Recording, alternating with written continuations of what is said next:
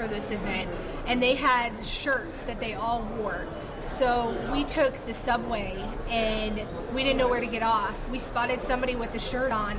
They spoke English. They told us where to go and what to do. And it was not difficult to travel there or to speak. We had credentials that we had to wear.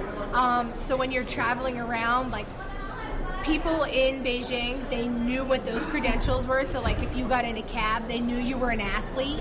They wanted to know what sport you did, where you were from. They were very enthusiastic. They were very proud to be hosting the Olympic Games. They were very honored to be a part of it and to meet an athlete, you know, whether it be a cab driver or somebody at the silk market selling you something. They were very enthusiastic.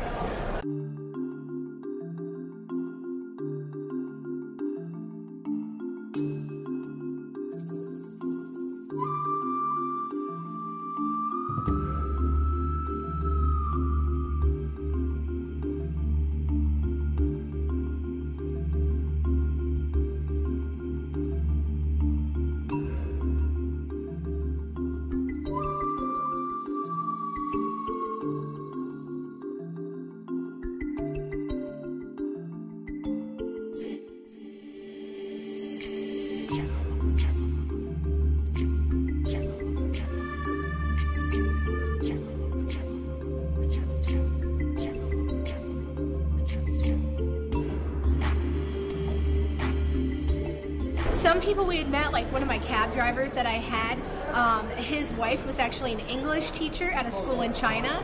So he gave me his phone number and I could call him up and say, hey, can you come get me? So he'd come get us. But another cab driver I had, he didn't understand I was at the Olympic Village, and it took 45 minutes to get me there, to stop and to communicate and talk to security guards, police officers. I was in tears. I just wanted to get there. But for the most part, I mean, people did know a little bit of English in China. But to be one of those volunteers, you had to know some English. And they were easily identifiable. They were all around. I mean, you'd bump into them at the silk market, on the subway, out in the street, and they were just so excited to help you.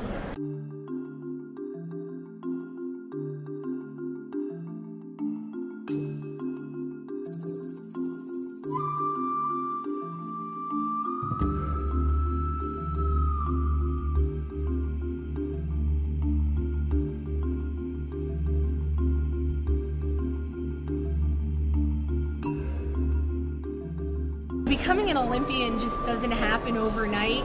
I've trained for 13 years, and I started it as something for fun. I started it as an after-school program when my phys ed coach discovered me in class flipping around on the rings during gymnastics. If it weren't for him, I probably never would have found weightlifting. I would have just been a normal person, gone to college, got a degree, started a family, got a job. But because of him, you know, discovering me and, you know, pulling out this passion and pulling out me being an athlete, you know, it's got me where I am today, but it's been a long road to success. You know, it's something I've had many bad workouts. I've had more good than bad, but you tend to focus on the bad workouts. I have an incredible support system with my parents always being there, and then you know, meeting my husband, who's also a weightlifter, and he shares the same passion, and he understands, you know, me having a bad workout because he has them. My parents, my in-laws, my husband, my aunt and uncle, my best friend, I have an incredible support system.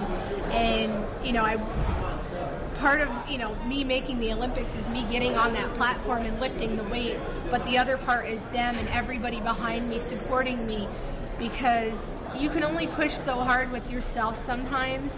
To have that system behind you it's absolutely incredible, and I'm so thankful to have all those people in my life. You know, all my coaches, Bob Morris, Leo Totten, Chris Polakowski. Chris Pol was my first weightlifting coach. He's the one that discovered me. And then I had the same coach for 7.5 years, Bob Morris. And then the team I lift for, East Coast Gold, Leo Totten. he's helped me tremendously as well, working on the mental aspect of it. So just the coaching, the family, the friends, everybody helped make it possible for me to be successful. And it's a hard thing to do, at any level with any sport, to be successful, and you have to keep plugging away at it, and that's what makes you different. That's what separates you from the other people. Is some people are just tired and well, I'm done, that's it. And I experienced an injury in 2006, and living at the training center and being surrounded by a lot of other athletes, I've seen an injury make or break an athlete.